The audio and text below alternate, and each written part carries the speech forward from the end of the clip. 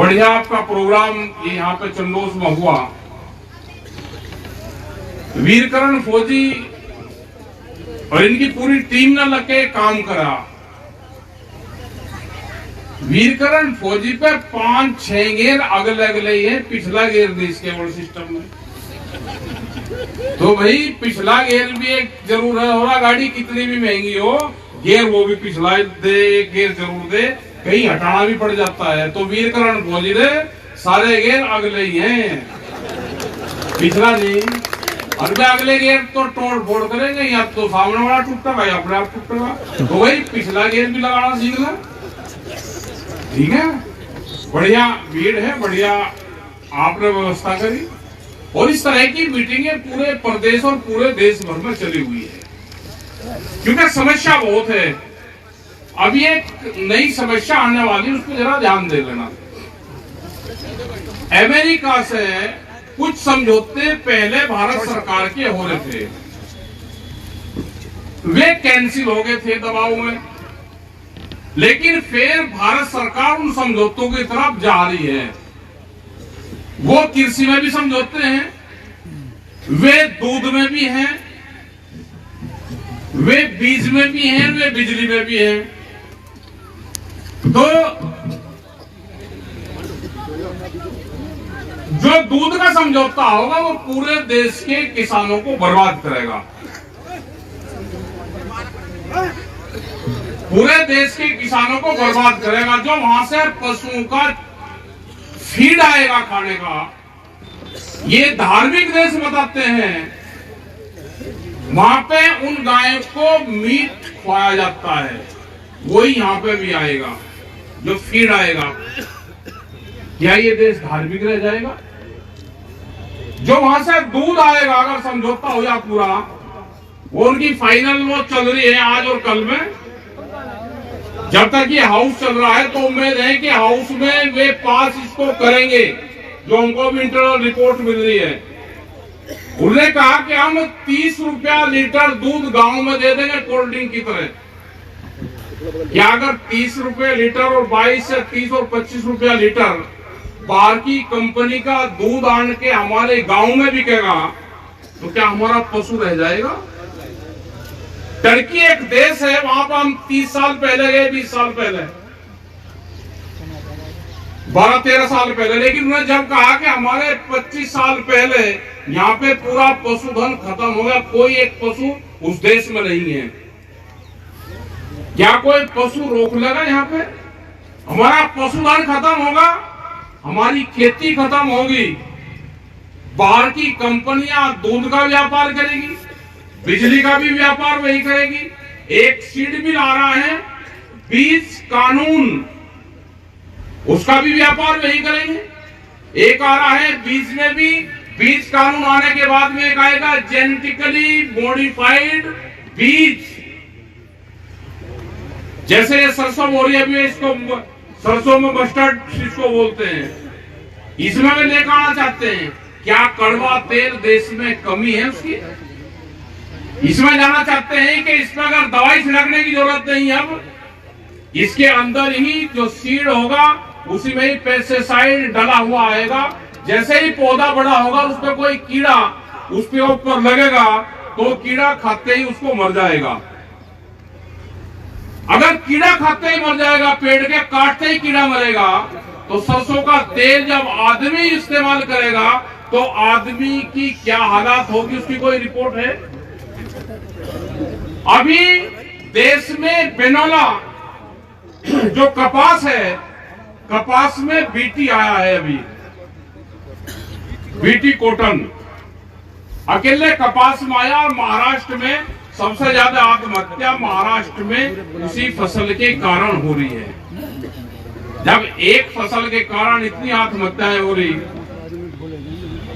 अगर यहाँ पे परमिशन दे दोगे, 26 तो वेजिटेबल्स की फसलें हैं अभी, जो तरकारी हम बोलते हैं, सब्जियां, हमारे अनाज हो गए, इनमें अगर बीटी आएगा, जैसे ही बीज कानून आएगा, वो एक तरफ से बीटी भी आएगा, हाइब्रिड भी आएगा, और बीज कानून में 5 नुकसान के सौदे हैं 5। मैं 5 का ही बता देता हूं। पहला है कि अगर किसी किसान की फसल खराब होगी तो कंपनी जवाबदेही नहीं होगी। मतलब फसल आपकी बर्बाद होगी तो कोई कंपनी आपको कंपनसेशन और जवाबदेही कंपनी की नहीं होगी। दूसरा है कि कंपनी उसका भाव कितना भी रख सकती है, कोई उस पर कंट्रोलिंग पावर नहीं होगी। ये उसको अधिकार दे दिए कि आप जितना भी चाहो उस बीज के भाव आप बढ़ा सकते हो। उसमें एक दिया कि जो उसका अधिकार क्षेत्र होगा वो भारत सरकार ही सिर्फ उसको देखेगी। स्टेट गवर्नमेंट, हमारे लोकल अधिकारी, हमारा डीएम, हमारा कमिश्नर, लोकल कृषि अधिकारी उसके अंडर में वे आएंगे ही नहीं। सिर्फ उसको भारत सरकार देखेगी। सरसों का आलू का बीज अलीगढ़ में खराब होगा तो उसकी कंप्लेंट लेकर हम दिल्ली जाएंगे। हम अभी अंडमान निकोबार में थे, वहां पे 1200 किलोमीटर तक पानी है जिसको काला पानी कहते हैं। वहां पे जहाज नहीं आए, 3-4 दिन लोग को जो डिस्टर्ब रहे तो वहीं फंसे रहे, कोई रास्ता नहीं था वहां से निकलने का। वहां पे खाद की बोरी डीएपी 6000 रुपए और यूरिया 4000 रुपए का है, वो भी इसी देश का हिस्सा है। क्या वे लड़ाई लड़ने दिल्ली जाएंगे? क्या कर्नाटक के लोग बीज खराब होगा तो वे लड़ाई लड़ने दिल्ली जाएंगे? क्या किसी की इतनी ताकत है कि वे लड़ाई लड़ सकते हैं? तो ये जो बीज कानून आएगा पूरे देश के किसानों को बर्बाद करेगा। तो लड़ाई तो आपके सामने बहुत है, संघर्ष। अब संघर्षों की कोई कमी नहीं है, क्योंकि ये जो सरकार है ये किसी पार्टी की सरकार नहीं। आप कह रहे कि यहाँ झंडा लगाओ फिर रहे कि बीजेपी की सरकार है। ये बीजेपी की सरकार है ही नहीं। बीजेपी तो एक पार्टी है, उस पार्टी पे पूंजीवाद के गैंग ने कब्जा करा इस देश पे, उस पार्टी के माध्यम से। और आज आप देख रहे होंगे कि क्या हालात आज हो रहे हैं। मतलब हर चीज बेची जा रही है। लेकिन हमने देखा चंडोस के दुकानदार का हाल। अगर किसी भी क्षेत्र को आपको देखना है तो क्षेत्र के दुकानदार को देख लो, क्षेत्र के लालाजी को देख लो। अगर लालाजी इस हिस्से में बैठा हुआ है, बढ़िया है, उसकी दुकान बढ़िया है, तो इसका मतलब क्षेत्र मजबूत है, वहां बढ़िया खेतीबाड़ी होती है, बढ़िया वहां पर रोजगार है।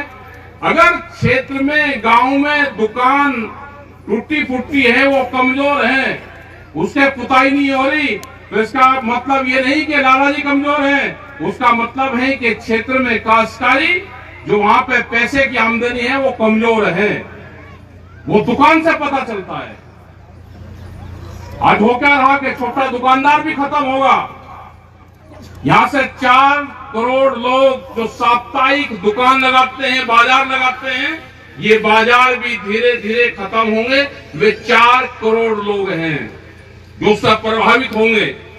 आपने देखा होगा कि पुलिस प्रशासन उन बाजारों को धीरे धीरे धर्म के नाम पे, जाति के नाम पे, जहां दुकान के बाहर लग रहे उनके वन से ये रोड जाम होता है, उनके उससे उसको धीरे धीरे हटा रही है। उनको सब बंद करेंगे ये, क्योंकि बड़ी कंपनी में वे खरीदार करें तो बड़ी कंपनी में जाए। जो हमारी माताएं बहनें हैं, 2 रुपए का सिंदूर, चुटकी, कंगन, वे 10 और 5 और 20 रुपए का ले लेती हैं। जो हल्दी, नमक और वहां से हम खरीद कर लेते हैं, वो जाके हम बड़ा जो शोरूम बनेगा उससे हमको खरीदना पड़ेगा।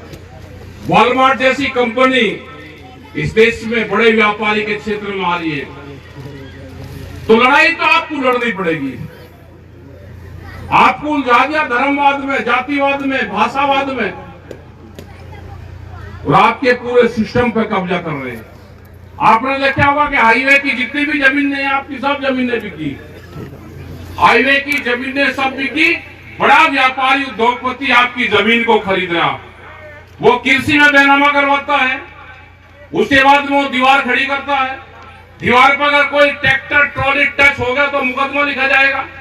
किसी किसान का नहीं मुकदमा लिखा जाता, उस व्यापारी का जरूर मुकदमा लिखा जाएगा। सब जमीनें व्यापारी खरीद रहा है, क्योंकि जो क्लोज था वो क्लोज इसमें से हटा दिया गया।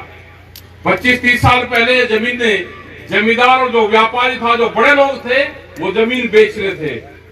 आज वो जमीन खरीद रहे हैं तो एक बहुत बड़ा षड्यंत्र रचा जा रहा है कि हमारी फसलें तो दिन के उजाले में भी नहीं बिकेगी, लेकिन हमारी जमीन आप सौदा कर दो, रात के अंधेरे में भी बेनामे होते हैं। आज रात के अंधेरे में भी तो जमीन बचाने का आंदोलन चलाना पड़ेगा, बीज बचाने का आंदोलन चलाना पड़ेगा।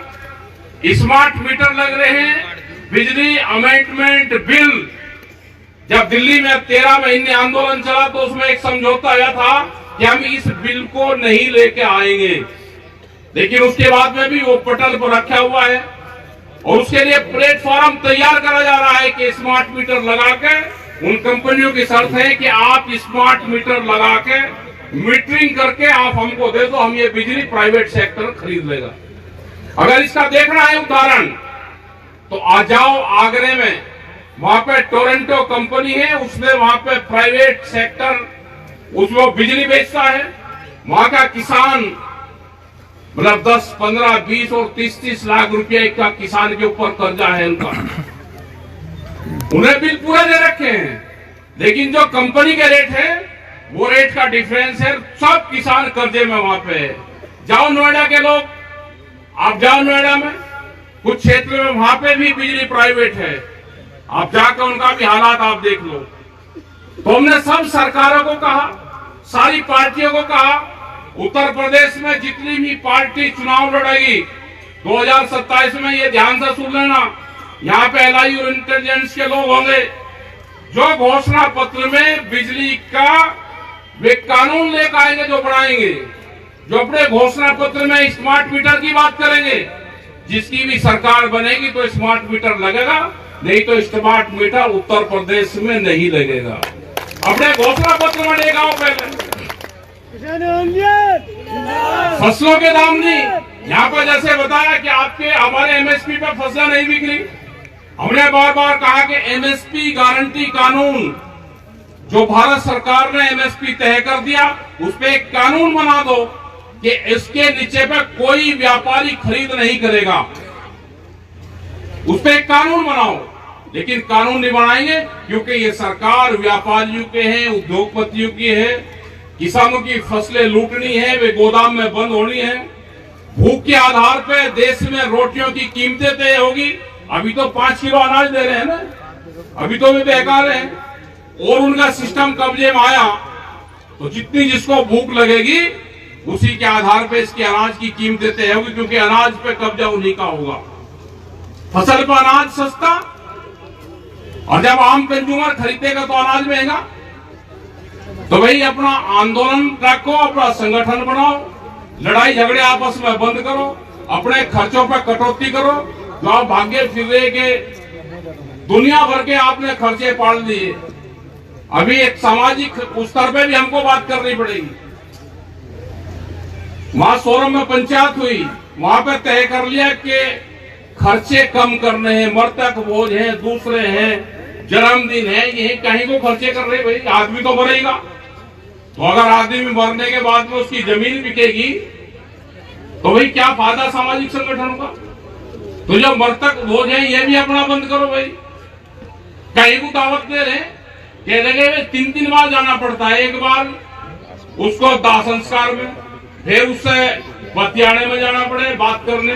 भाई जा लिए एक बार, 8 दिन में 13 दिन में एक बार चले गए उसके घर पे, फिर दावत खाने जा रहे हो उसके। एक तरफ औरतें रोती रहती हैं, आप गपागप मालपुआ चख रहे हो, कहीं को खा रहे भाई मालपुआ, वहां बंद होगा सब ये सिस्टम, यहाँ पे भी बंद करो। अपने नशा पत्ती जो गुटखा खा रहे हैं, किसने बताया भाई गुटखा 24 घंटे गुटखा मुंह में रहेगा, इसको नशो बंद करो। जो खर्चा है ये खर्चा कम करना पड़ेगा, जब ही आपकी आमदनी बढ़ेगी। कोल्ड ड्रिंक दुनिया भर के आप चीज पी रहे हो, क्या है भाई ये? आप जूस पी लो, फल फ्रूट खा लो, तो किसी किसान की आमदनी बढ़ेगी। आप कोल्ड ड्रिंक का इनका इस्तेमाल करोगे तो कंपनी की आमदनी बढ़ेगी। तो आमदनी बढ़ेगी, आपके खर्चे कम करने से ही आपकी आमदनी बढ़ेगी। आने वाला संघर्ष बड़ा कठिन संघर्ष है, जो दौर गुजरेगा वो बड़ा कठिन है। अपने बच्चों को पढ़ाई पर लगाओ, ये नहीं कि उनके हाथ में धार्मिक झंडा दे दिया और गांव के गांव में ही लड़ रहे, कहते कि भाई एक मस्जिद है, एक मंदिर है, लड़े आमने सामने। वे कोई नहीं लड़ रहे, ये सब गांव के लोग आपस में लड़ रहे। बच्चों को एक भावनाएं भड़का दी हमारे बीच में। ये कह लगे भाई इससे डरिए, उसे कह दे कि उससे डरिए। अपनी पढ़ाई पर ध्यान रखो, झगड़े हो रहे तो उसका आपस में बैठ के फैसले करवाओ, खर्चों में कटौती करो और अपने खेत पे ध्यान रखो। आपके खेत पे निगाह बड़ी कंपनी की है। यहाँ पे रास्ते के लिए अभी लोग आ रहे थे, एक हाईवे निकल रहा है, 2013 में सर्कुलेट बढ़ा और उसके बाद में सर्कुलेट नहीं बढ़ा, जमीन उसकी आज ले रहे हैं। आंदोलन करना पड़ेगा भाई, बगैर आंदोलन का कुछ नहीं होगा। एक लाठी नहीं लगी अलीगढ़ में, एक लाठी नहीं लगी, एक आंसू गैस का गोला नहीं चला और सर्कुलेट बढ़ जाए, कैसे बढ़ जाएगा? जमीन दे रहे हो आप, इसलिए वो ले रहे हैं। आपसे मजबूत संगठन यहाँ पे कह रहे हैं जल्दी बुलवा दो, जल्दी बुलवा दो, आदमी चले जाएंगे। टिकैत साहब के टाइम में तो रात को फैसले हुए जितने भी है, जो लोग वहां के वहीं बैठ गए। अभी हम गए थे राजस्थान में, मीना समाज का एक बड़ा प्रोग्राम था, 2 लाख से ज्यादा आदमी थे। इससे भी ज्यादा टाइम हो रहा था। 5 बजे वे तो 2 विधायक वहां पर आ गए, कांग्रेस का एक बीजेपी का, दोनों लड़ गए। दोनों की मिली भगत थी, दोनों लड़ गए, जनता का बेवकूफ बना रहे दोनों। वही लड़े स्टेज पे और अंधेरे में जाकर उनका फैसला हो गया। मतलब 2 लाख से ज्यादा आदमी थे, वहीं के वहीं बैठे रहे। और अपना भाई ट्रैक्टरों को मजबूत रखो, जैसे राजस्थान में है ना, हम 17 तारीख में जा रहे हैं वहां पे, वे प्लांट को लगने ही नहीं दे रहे, पूरा का पूरा प्लांट ही तोड़ दिया ट्रैक्टर से। देखा तो होगा, चल रहा सा वीडियो। हाँ बस देख लो, जो भी गड़बड़ सड़बड़ होगी ये सब ऐसे तोड़ने पड़ेंगे। बम्पर मजबूत चाहिए ट्रैक्टर में, ये ट्रैक्टर ही टैंक का काम करेगा।